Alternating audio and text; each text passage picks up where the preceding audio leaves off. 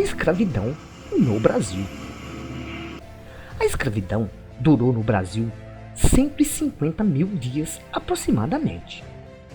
Durante esses dias, uma soma ao longo desse período de 10 milhões de africanos, alguns vindo da África, outros nascidos aqui, sofreram a mais brutal formas de tratamentos possíveis, que foi a escravidão. A escravidão no Brasil foi implantada durante o Brasil Colônia, em meados do século XVI, e se intensificou a partir do século XVIII, com o crescimento do tráfico negreiro. O comércio de escravos virou um negócio lucrativo, e entre os anos de 1701 e 1810, quase 2 milhões de africanos escravizados desembarcaram no porto do Brasil. A condição da vida escrava era desumana. Os escravos se alimentavam de forma precária, vestiam trapos e trabalhavam em excesso. Trazidos da África para trabalhar nas lavouras, na mineração e no trabalho doméstico. Os escravos eram alojados em galpões, úmidos e sem condições de higiene, chamados senzala. Além disso, eles viviam acorrentados para evitar fugas. Não tinham direitos, não possuíam bens e constantemente eram castigados fisicamente. O regime de escravidão no Brasil foi marcado por uma rotina de trabalho pesado e violência, onde os escravizados sofriam punições públicas com frequência. O tronco ou açoite, as humilhações, o uso de ganchos no pescoço ou as correntes pesadas ao chão eram bastante comuns no período. Vivendo em condições precárias, a média de vida útil de um escravo era de 10 anos. As mulheres escravizadas eram exploradas para o serviço doméstico, assim como eram exploradas sexualmente pelos seus donos. Os escravos eram proibidos de praticar sua religião ou qualquer outra manifestação cultural africana, e eram forçados a seguir a religião católica, impostas pelos senhores de engenho. A mão de obra escrava, inicialmente, foi essencial para as lavouras de cana-de-açúcar, tabaco e algodão. Mais tarde, fundamental nas vilas e cidades, nas minas e fazendas de café.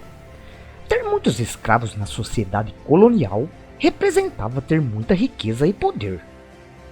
O prestígio social dos senhores de engenho era avaliado pelo número de escravos que tinham. O valor dos escravos era determinado pelo sexo, idade e condições dos dentes. O preço dos escravos mais jovens, fortes e saudáveis poderiam ser o dobro daqueles mais fracos e mais velhos. Eles podiam ser vendidos, doados, emprestados, alugados, hipotecados ou confiscados. Por volta da década de 1530 e 1540, o transporte de escravos da África para o Brasil era feito em condições precárias, nos porões dos navios. Durante o trajetório, muitos homens e mulheres morriam e os corpos eram lançados ao mar. Aqueles que sobreviviam à viagem eram vendidos no Brasil pelos portugueses, como se fossem mercadorias. Esse comércio estendeu-se em nosso país durante mais de 3 séculos. E na década de 1580, por exemplo, já era um negócio bem estabelecido e altamente lucrativo. Nos anos finais da escravidão, os escravos utilizaram de estratégias de sobrevivência e usaram várias formas de resistir à escravidão e lutar por dignidade. A fuga em massa foi uma das principais formas de resistência escrava. Os escravos fugidos eram perseguidos pelos capitães do mato, que capturavam-os em troca de recompensas. A fuga em massa se intensificou e eles passaram a se organizar em quilombos. Os quilombos eram comunidades semelhantes às organizações comunitárias existentes na África. O quilombo mais conhecido foi o Quilombo dos Palmares, comandado por Zumbi. E houve muitas outras formas de resistências se opondo ao sistema de escravidão. Muitos escravos recorreram à negociação com os donos, em busca de trabalhar para si, com o intuito de acumular dinheiro e comprar a sua carta de alforria. Durante o século XVIII, período conhecido como o século do ouro, muitos escravos conseguiram comprar sua carta de alforria com as economias que fizeram durante toda a vida. Com o objetivo de ampliar o seu mercado consumidor no mundo, a Inglaterra passou a contestar a escravidão em meados do século XIX. Deste modo, em 1845, o parlamento inglês aprovou uma lei que proibia o tráfico de escravos e autorizava os ingleses a abordarem e aprisionarem navios de países que continuassem com a prática. A partir da atitude da Inglaterra, surgiram outras movimentações em prol da causa abolicionista.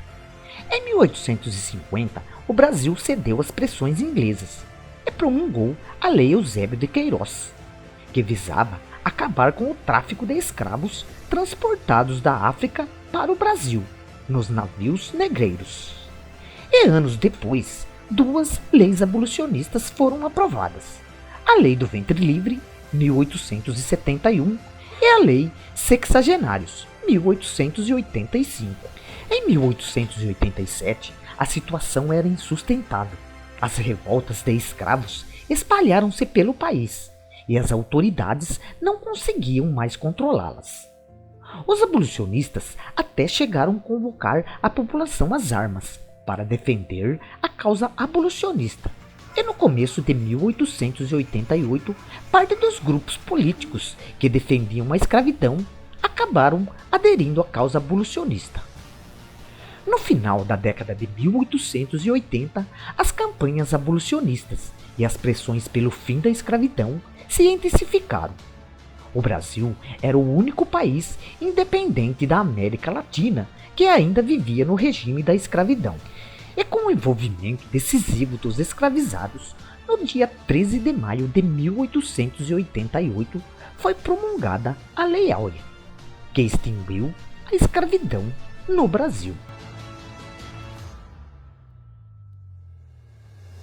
Escravos, uma parte vivenciada da história no mundo que merece bem mais que um pedido de perdão.